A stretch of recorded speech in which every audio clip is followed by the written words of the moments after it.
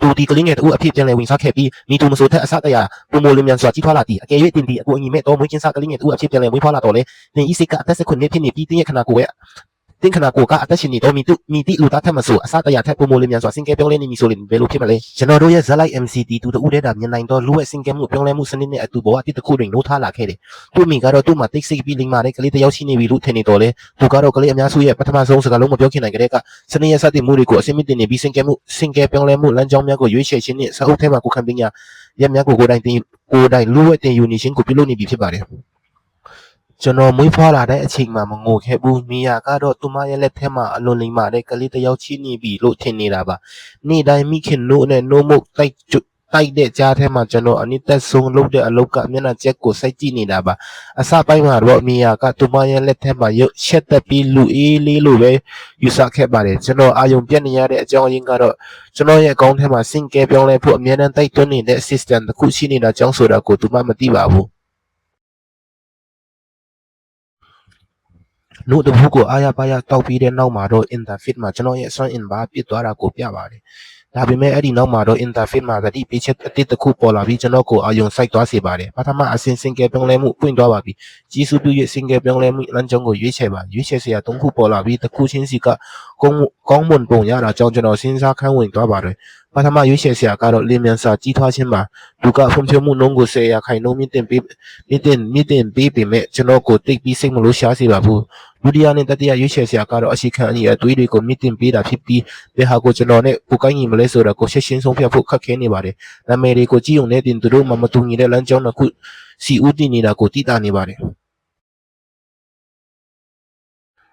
3စက္ကန့်လောက်အသေးအတန်စဉ်းစားခဲ့ပြီးတဲ့နောက် post အသစ်တွေတောင်းဆိုနေတဲ့ follower တွေရဲ့တိုက်တွန်းမှုတွေကိုအမြဲတမ်းခံရတဲ့ content blogger ဘဝတုန်းကအတိတ်ဘဝကိုပြန်တွေးမိပါတယ်။မနေ့3နာရီကျော်တဲ့အထိပုံမှန်အေးအေးပြတ်ခံခဲ့လို့ကျွန်တော်ရဲ့ခနာကိုယ်ဟာနွမ်းနယ်ပြီးပျက်စီးခဲ့ရပါတယ်။အဲ့ဒီအချိန်မှာပဲတန်ဆွမ်းကျမတဲ့ခနာကိုယ်ဟာအရာအလုံးရဲ့အခြေခံအုံမြင့်ဆိုတာကိုကျွန်တော်သဘောပေါက်ခဲ့ပါတယ်။ဒါကြောင့်ကျွန်တော်စစ်ကို interfit မှာအယုံစိုက်ပြီးလူသားရဲ့စင်ကဲပြောင်းလဲမှုလမ်းကြောင်းကိုရွေးချယ်လိုက်ပါတယ်ကျွန်တော်ရဲ့ခနာကိုကြမ်းခိုင်မှုအရေးအသွေးကနှစ်အထိခုန်တက်သွားပြီးခနာကိုတခြားပြောင်းလဲမှုတွေကိုချက်ချင်းခံစားလိုက်ရပါတယ်ကျွန်တော်ရဲ့အသက်ရှူတာကပုံမနှက်ချိုင်းလာပြီးတည်ငြိမ်လာပါတယ်စိတ်ကကြည်လင်လာပြီးအိမ်ငိုက်ဒါတွေပျောက်သွားတယ်ပြီးတော့ဘိုက်ကလည်းအရင်ကတည်းကထပ်ပူပြီးစာလုံးလာပါတယ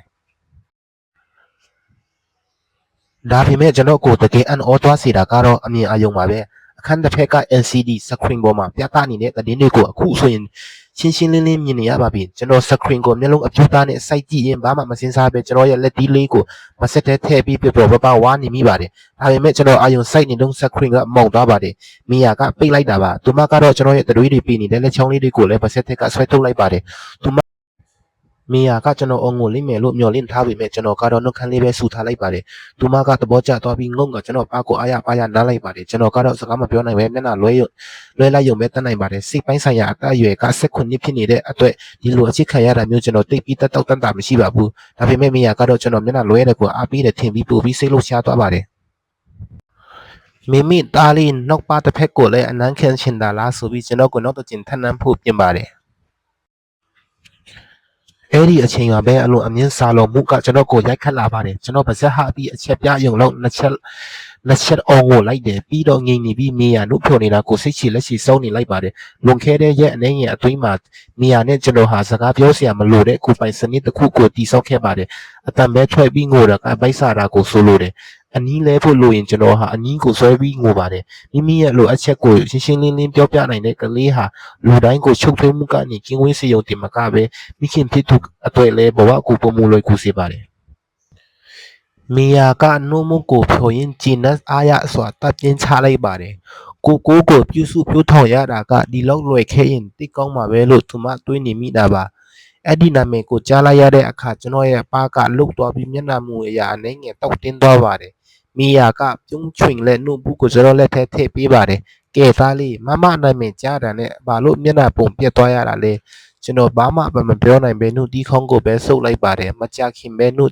်ဘူးကအားလုံးကုန်သွားပေမဲ့ကျွန်တော်ဘိုင်းမဝသေးပါဘူးကျွန်တော်ပါဆက်ကိုပုတ်ပြပြီးနောက်တစ်ချိန်ထပ်အောင်ငိုလိုက်ပါတယ်ဒုတိယမြောက်နှုတ်ဘူးကိုပါတစ်ချိုက်တည်းတောက်ပြီးမှကျွန်တော်အားရပါရနှုတ်လီတက်လိုက်ပါတယ် ကျွန်တော်ရဲ့အစားအသောက်အားကောင်းလာတာနဲ့အမျှစွမ်းအင်ပါးကတစ်နေ့ကို2ရာခိုင်နှုန်းတက်လာပါတယ်ဒီနှုန်းအတိုင်းဆိုရင်တစ်လအတွင်း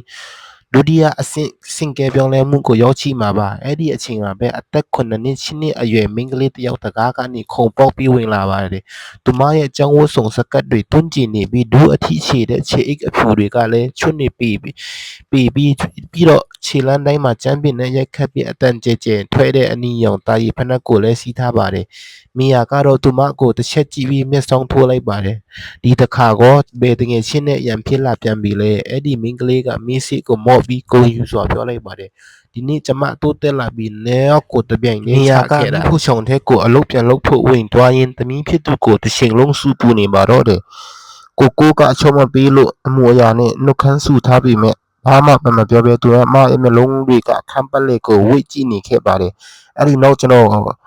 ကျွန်တော်သူမကိုစိုက်ကြည့်နေတာကိုသူမတွေ့သွားပါတယ်ကျွန်တော်ပြုံးပြနေပြီမဲ့အဲ့ဒီအပြုံးကလုံပြုံးတဲ့အငွေအတန်ငယ်ပါနေပါတယ်သူမကခတ်တူကြီးလိုက်ပြီးသူမရဲ့အဆွဲလေးတွေကိုထုတ်ပြကကျွန်တော်ကိုလက်တီးထောင်ပြပြီးနောက်ဆုတ်ဖို့တတိပေးလိုက်ပါတယ်မာချက်စ်ကလမ်းချောက်ပြီးဝင်လာပါတယ်သူကကျွန်တော်ကိုချီဖို့လုံနေတဲ့မီယာကသူ့စီကဆေးလိမ့်နန်လို့နှာခေါင်းချုပ်လိုက်ပါတယ်ရွေးချယ်စရာမချိတာကြောင့်သူကအင်ဂျီလက်ကိုမပြီးကူညီဖို့မိဖို့ကြောင့်ထဲဝင်သွားပါတယ်မကြခင်မှာပဲမိသားစုတစ်ခုလုံးညအစာစားဖို့အတူတူထိုင်လိုက်ကြတယ်သမင်းစားနေတန်လမ်းမှာချက်စ်ကဤခဲတစ်တာကိုဖွင့်ပြီးဤခဲနေတဲ့အကန့်ထက်ကနေတကြားလုံးနဲ့တူတဲ့အရာလေးကိုထုတ်လိုက်ပါတယ်ကျွန်တော်ကတော့ကြောင်စာလေးတွေတို့ထင်ပေမဲ့အမှချမ်းကအဲ့ဒါလေးကိုမြင်ရပကံကိုရဲ့ပကံကြောင်ပကံနဲ့သူ့ပကံနဲ့ကိုတစ်ခုစီထည့်ပေးလိုက်ပါတယ်တယောက်ကိုတစ်ခုစီပါကိုကကန့်ကွက်တဲ့အနေနဲ့သူမရဲ့သူ့ကိုဘုံကနေချလိုက်ပါတယ်ဒါကမစားခြင်းဖို့အရတာအရန်ဆိုးတယ်တပတ်မှတစ်ခါပဲစားရတဲ့ကိုနင်ကကြီးနေတာလားဒါမှမရှိပဲဒီရန်ပွဲနေနိုင်မယ်ထင်နေလို့လားကိုကတခဏတည်းနဲ့ငိမ်သွားပါတယ်သူမရဲ့နှာခေါင်းကိုချုပ်ရင်းဝေခွဲမရဖြစ်နေပြီးမျက်လုံးကိုစုံမစ်ကအတင်းမြုပ်ချလိုက်ပါတယ်အဲ့ဒီတကြားလုံးနဲ့တူတဲ့အရာကတကယ်တမ်းပါလဲဆိုတာကိုကျွန်တော်သိချင်စိတ်ပြင်းပြနေပါတယ်နောက်ပိုင်းမှာချက်စ်နဲ့မီယာတို့စကားပြောနေတာကိုခိုးနှထောင်မိမှပဲအဲ့ဒါကိုခရစ်စတယ်ဂျယ်လီလို့ခေါ်မှန်းသိလိုက်ရပါတယ်တို့ကကျွန်တော်အပြည့်အဝနားမလည်သေးတဲ့စကားလုံးတွေပြောနေကြတာကြောင့်ကျွန်တော်မျက်နှာပေါ်ကအံ့ဩမှုကိုဖုံးကွယ်ပြီးနှုတ်ဘူးကိုအမြင့်ကြီးမြောင်းလိုက်ပါတယ်ဒီကဘာကြီးကကျွန်တော်ထင်တဲ့ထပ်ပို့ပြီးလူဝက်ချက်တွေအများကြီးရှိနေပုံရပါတယ်အလားအကုန်ဆုံးသွားခဲ့ပြီကျွန်တော်ရဲ့အစွမ်းအင်ပါပြစ်သွားပြီးဒုတိယအဆင့်စင်ကဲပြောင်းလဲမှုဖြစ်ပေါ်စေတာကိုစောင့်ကြည့်နေပါတယ်ခုရှိစရာ3ခုပေါ်လာပြန်ပါပြီဒီတစ်ခါမှာတော့ကျွန်တော်ကဉာဏ်ရည်ပိုင်းဆိုင်ရာစင်ကဲပြောင်းလဲမှုလမ်းကြောင်းကိုရွေးချယ်လိုက်ပါတယ်ကျွန်တော်ရဲ့စိတ်ပိုင်းဆိုင်ရာအရေးအသွေးတမတ်တက်သွားတာနဲ့ပဝန်းကျင်အချိန်တွေနှီးကွေးသွားတယ်လို့ခံစားရပါတယ်မဟုတ်ဘူးပိုပြီးတိကျကျပြောရကျွန်တော်ရဲ့အသွေးအခေါ်တွေရုပ်တရက်မြန်ဆန်လာပါတယ်လွန်ခဲ့တဲ့တလလုံးအတွင်းအမတ်တရားတွေဟာကျွန်တော်ရဲ့ဥနောက်ထဲမှာလက်စီးလိုမျိုးလေးမြန်တဲ့နှုံးနဲ့ဖြတ်ပြေးသွားပါတယ်အဲ့ဒီအချိန်မှာပဲမီယာကကျွန်တော်ကိုချီမလိုက်ပြီးအနီရောင်ပိတ်စအကြီးကြီးခင်းထားတဲ့ကျမ်းပြင်ပေါ်မှာချထားလိုက်ပါတယ်အဲ့ဒီပိတ်စပေါ်မှာပစ္စည်းအသေးလေးမျိုးစုံတင်ထားပါတယ်ရိုးရာအရာတော့ကလေးတစ်ယောက်ရဲ့ပထမဆုံးတလားပြစ်မှာပစ္စည်းရွေးချယ်ပွဲလုပ်ကြပါတယ်ကလေးကဘေပစ္စည်းကိုပဲလမ်းယူအဲ့ဒါကသူတို့ရဲ့အနာဂတ်အသက်မွေးဝမ်းကြောင်းနမိတ်ကိုဖတ်ပြတာကိုဆိုကြပါတယ်ကျွန်တော်ကတော့ပိတ်စပေါ်မှာဒူးထောက်ပြီးတခုခုမြန်မြန်ဆန်ဆန်ဆွဲယူပြီးအမြန်ပြီးအောင်လုပ်ဖို့ပြင်နေပါတယ်အဲ့ဒီအချိန်မှာပဲ system interface ကအပိုင်းတစ်ခုဖြစ်တဲ့အသက်မွေးဝမ်းကြောင်း interface ကိုရုတ်တရက်ဖွင့်လှစ်ပေးလိုက်ပါတယ်ပိတ်စပေါ်မှာပစ္စည်းတွေကိုကြည့်လိုက်တဲ့အခါတခုချင်းစီရဲ့အပေါ်မှာအသက်မွေးဝမ်းကြောင်းရဲ့အမေနာမည်တွေပေါ်လာနေပါတယ်ပထမဆုံးကတော့ keyboard ပြလေးပါ interface ကတော့အဲ့ဒါကို content blocker လို့ပြထားပြီးလစာနေတယ်လူပင်ပန်းနွမ်းနယ်မှုအန္တရာယ်များတယ်တည်ဆုံးနိုင်တယ်အမြဲတမ်း update တောင်းနေတဲ့ follower တွေရဲ့နောက်ချက်မှုကိုခံရမယ်လို့ဖော်ပြနေပါတယ်ကျွန်တော် keyboard ကိုဘေးကိုတွန်းထိုးလိုက်ပြီးကြံနေတဲ့ပစ္စည်းကိုလိုက်ကြည့်ပါတယ်ကျွန်တော်ကတော့ sticker တယောက်ဖြစ်လာပြီးတက်ခတ်ရေးပညာကိုကျွမ်းကျင်မှတာကျွန်တော်ရဲ့ခန္ဓာကိုယ်ကျန်းခိုင်မှုကနေအကျိုးကြီးစုအပြည့်အဝရရှိနိုင်မှာမို့ lower AC လေးဖက်ထောက်သွားပြီးလက်ထဲဆွဲထည့်လိုက်ပါတယ် card interface ပေါ်လာပြီးအဓိကတမွေးဝမ်းကြောင်း sticker လို့သတ်မှတ်လိုက်ပါပြီအခုအခါအရေးအရှင်း skill တွေကိုပါသင်ယူနိုင်ပြီးစင်ကဲပြောင်းလဲမှုရောလေ့ကျင့်မှုရောတပြန်နဲ့လုံနိုင်တော့မှာပါ sticker training ကတော့ကျွန်တော်ကောင်းကောင်းပြင်းနိုင်ခုံနိုင်တဲ့အထိစောက်ရအောင်မှာဖြစ်လို့အခုလောလောဆယ်အဓိကဦးစားပေးကတော့ကျွန်တော်ရဲ့ခန္ဓာကိုယ်ကျန်းခိုင်မှုကိုမြင့်တင်ဖို့အပဲနောက်တလမှာနှုတ်တောက်ဖို့အသေးပဲကျွန်တော်အချိန်ပေးလိုက်ပါတော့တယ်မကြခင်မှာပဲကျွန်တော်ရဲ့တတိယအဆင့်စင်ကဲပြောင်းလဲမှုကိုရောက်ရှိသွားပါပြီဒီတစ်ခါမှာတော့တိုးဆုပ်ပုံနဲ့ပဲလူတာရဲ့လမ်းကြောင်းကိုရွေးချယ်လိုက်ပါတယ်ကျွန်တော်ရဲ့ခန္ဓာကိုယ်ကျန်းခိုင်မှု straight တုံးမှဖြစ်သွားတာကြောင့်ခြေထောက်ထဲတွေအားအင်းတွေပြေဝတိုးဝင်လာတာကိုခံစားလိုက်ရပါတယ် ကျွန်တော်လက်နှစ်ဖက်လုံးကိုကလေးအိယာပေါ်မှာဘေးပေါင်ထားထောက်ပြီးကိုဖြည်းဖြည်းချင်းမတ်တရရက်နိုင်အောင်တွန်းလိုက်ပါတယ်မိယာကတော့အဲ့ဒီအချိန်မှာအခန်းထဲကိုဝင်လာပါတယ်